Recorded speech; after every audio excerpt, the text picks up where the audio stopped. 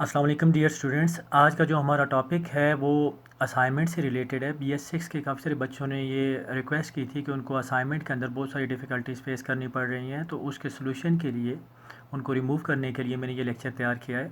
तो सबसे पहले हमारे पास फर्स्ट जो क्वेश्चन है, for cost of goods sold statement, M in corporation with 20 million of par stock outstanding plans to budgeted earning of 6% before income tax on this stock. Board के stock के ऊपर हमारे पास जो अर्निंग होगी वो 6% होगी। फिर उसके बाद कहता है the marketing department budgeted sales at 1,20,00,000 जो हमारे पास बजटेड सेल्स हैं। The budgeted director approve the sales budget and expenses as follows. ये उसने एस्टिमेट किया है। मार्केटिंग एक्सपेंस जो 15% ऑफ सेल्स है, एडमिनिस्ट्रेटिव एक्सपेंसेस 5% ऑफ सेल्स है, फिर उसके बाद फाइनेंशियल चार्जेस जो है वो भी 1% ऑफ सेल्स है। ये हमारे पास उसने बजट बना दिया। फिर उसके बाद labour is expected to be 50% of total manufacturing cost. Labour क्या होगा? टोटल मैन्युफैक्चरिंग कॉस्ट का 50% होगा। मीन अगर आपको टोटल मैन्युफैक्चरिंग कॉस्ट का पता चल जाए तो 50% आप उसका निकालेंगे तो आपके पास लेबर कॉस्ट आ जाएगी। Material issued for budgeted production will cost $25 lakh. 25 lakh का हमारे पास मटेरियल यूज्ड है।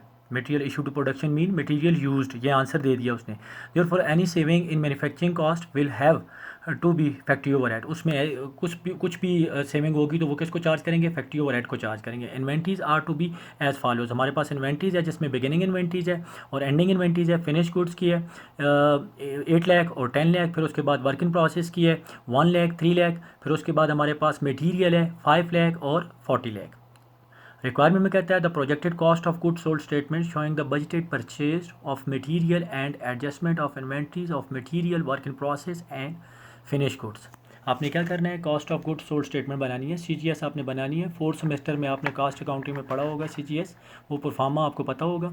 मैं दोबारा से रिपीट भी कर देता हूँ। हमारे पास cost of good sold statement जो होती है उसमें टॉप पे हमारे पास हेडिंग होती है, कंपनी का नाम होता है, फिर उसके बाद cost of good sold statement for the year ended.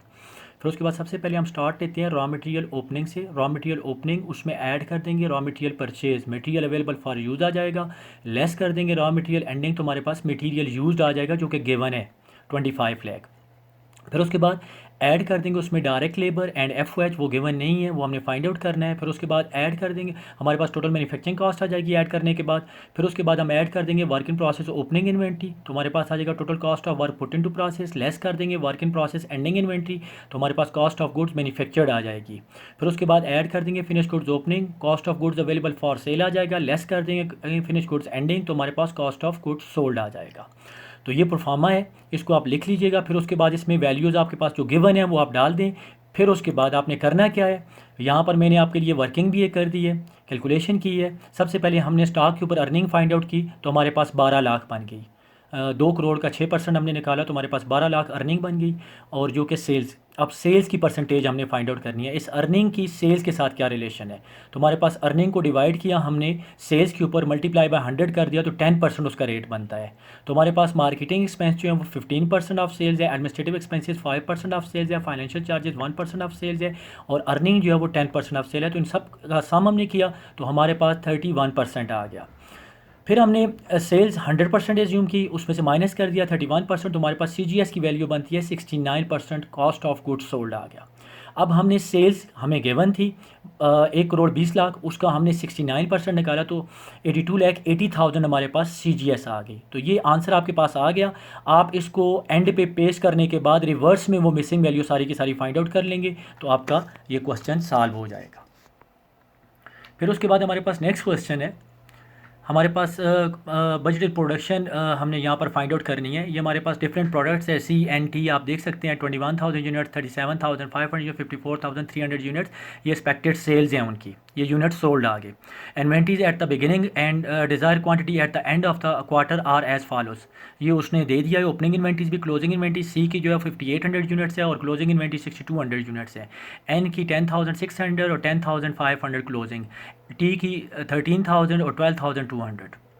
Requirement में कहता है अब production budget for the second quarter, आपने क्या करना है? प्रोडक्शन बजट फाइंड आउट करना है। तो प्रोडक्शन बजट कैसे फाइंड आउट करेंगे?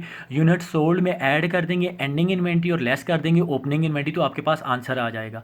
ये आंसर नीचे गिवन है आपके पास। यूनिट सोल्ड 21,000, C की जैसे हम कैलकुलेशन करते हैं 21,000, इसमें ऐड कर देंगे क्लोजिंग इन्वेंट्री 6200 और लेस कर देंगे ओपनिंग इन्वेंट्री 5800, तो आपके पास आंसर आ जाएगा।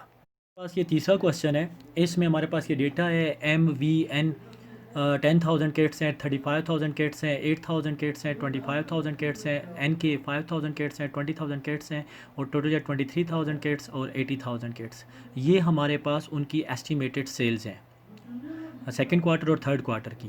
फिर उसके बाद कहता है जी it is decided that finish kits inventories are to be 25,000 at the end of the second quarter. ये क्लोजिंग इन्वेंट्री है हमारे पास।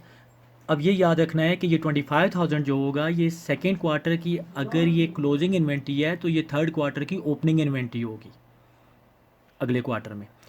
फिर उसके बाद कहता है and 5,000 at the end of the third quarter, और 5,000 जो है वो क्लोजिंग इन्वेंट्री है थर्ड क्वार्टर की। The inventory at the beginning of the second quarter will be consist of 8,000 finish kits. 8,000 जो हमारे पास सेकेंड क्वार्टर की ओपनिंग इन्वेंट्री है, तो वही फार्मूला आप यूज़ करेंगे। यूनिट सोल्ड 23,000 आपके पास गिवन है, इसमें ऐड कर देंगे क्लोजिंग इन्वेंट्री 25,000 और लेस कर देंगे ओपनिंग इन्वेंट्री 8,000, तो आपके पास आंसर आ जाएगा।